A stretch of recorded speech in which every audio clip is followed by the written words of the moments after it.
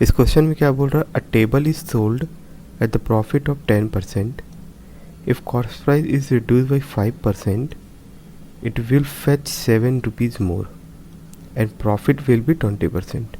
Find the cost price of table. ठीक है, तो सबसे पहले क्या करते हैं, कॉस्ट प्राइस को हम 100 मान लेते हैं. अब क्या बोल रहा है, अ table is sold at the profit of 10%.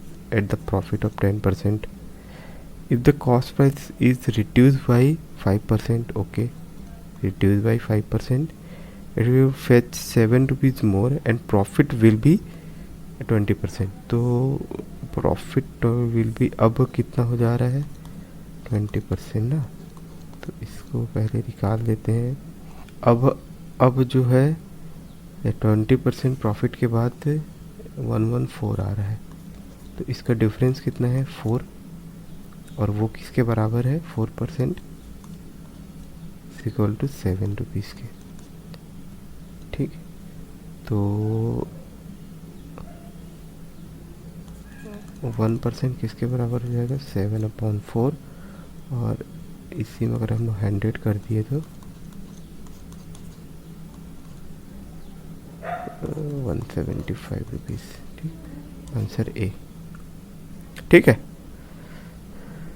Simple method था, कुछ इसमें ज़्यादा ट्रिकी नहीं है.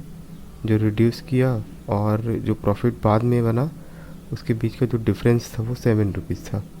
जो पहला प्रॉफिट और सेकंड प्रॉफिट के बीच का डिफरेंस 7 रुपीज़ बोल रहा है ना, 7 रुपीज़ मोर. ठीक, इस क्वेश्चन में क्या बोल रहा है कि difference between simple and compound interest on certain some of money at 5% per annum 3 year for 3 year in rupees 14.48. तो डिफरेंस वाला क्वेश्चन है. डिफरेंस वाला का सिंपल फार्मूला है, उसको याद कर लो. डिफरेंस अगर 2 साल का डिफरेंस है तो difference equal to P equal to R/100 का स्क्वायर 2 साल के लिए. और डिफरेंस अगर 3 साल का है, इसको D2 कर लो, इसको D3 कर लो. इसी चीज़ को ही रिपीट करना है, बस आपको ऐड क्या करना है, प्लस सॉरी प्लस नहीं आएगा. इसको ऐड मतलब कि इसमें मल्टीप्लाई क्या करना है,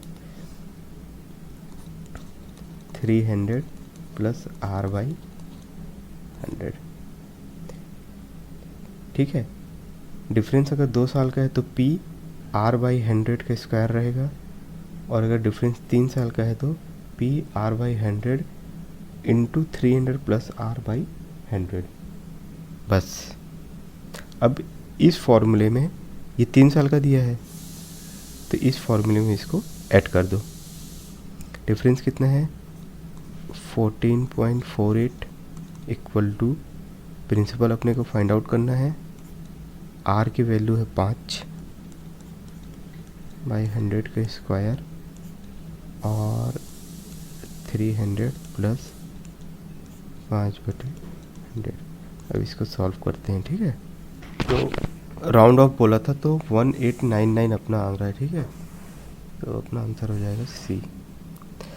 ठीक है, तो कभी भी इस तरह से जो सिंपल और कंपाउंड इंटरेस्ट का जो भी डिफरेंस वाले क्वेश्चन रहते हैं उसमें इस फॉर्मूले को हमेशा याद रखना कि अगर 2 साल का डिफरेंस है, यदि डिफरेंस 2 साल का है तो प्रिंसिपल R/100 का स्क्वायर हो जाएगा. यदि अगर डिफरेंस 3 साल का है तो इसी में हमको आगे लिखना है 300 प्लस R/100. तो इसी में हमको क्या लिखना है आगे, 300 प्लस R/100. ठीक है.